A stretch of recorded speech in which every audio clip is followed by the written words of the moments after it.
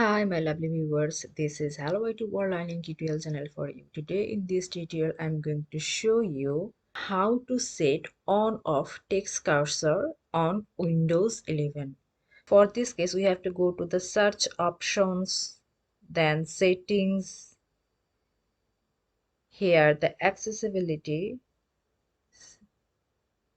see here text cursor, appearance and thickness, text cursor indicator. So click here, then here by default it has off. So if we wanna see, first of all check is there have any text cursor indicator preview or something like that. No, as because this is options has been off, that's why it has not working.